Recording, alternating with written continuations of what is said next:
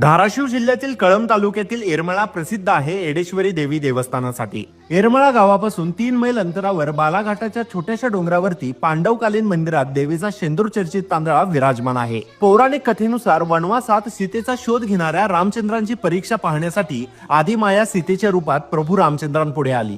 तिला पाहताच प्रभू रामांनी तिला ओळखून आई तू वेडी आहेस का असे विचारले। तेव्हापासून देवी येडेश्वरी किंवा येडाई या नावाने ओळखली जाऊ लागली। भक्तांच्या कल्याणासाठी माता येथेच वास्तव्यास राहिली। चैत्र महिन्यात देवीचा मोठा उत्सव भरतो। महाराष्ट्र, कर्नाटक, तेलंगणा, आंध्र प्रदेशातील लाखो भाविकांची ही कुलस्वामिनी आहे। चैत्र महिन्यात पालखी उत्सव संपन्न होतो। यावेळी एरवी न दिसणारे चुन्याचे खडे पालखीच्या आगमनावेळेस शेतात दिसतात व आंब्याच्या झाडाला कवड्या लागतात असे सांगितले जाते। देवी यात्रा काळात 5 दिवस अमराईत विसावते व भक्तांचा पाहुणचार घेते। 5व्या दिवशी घुगऱ्या वाटून देवी पुन्हा मंदिरात जाते। येथे नवस फेडण्यासाठी अनोखी प्रथा पाहायला मिळते। नवस पूर्ण झालेले भाविक देवीच्या डोंगराला सुती दोरा बांधून प्रदक्षिणा मारतात। येडेश्वरी माता ही अखंड महाराष्ट्राची कुलस्वामिनी असलेल्या तुळजाभवानी मातेची धाकटी बहीण असल्याचं लोक सांगतात।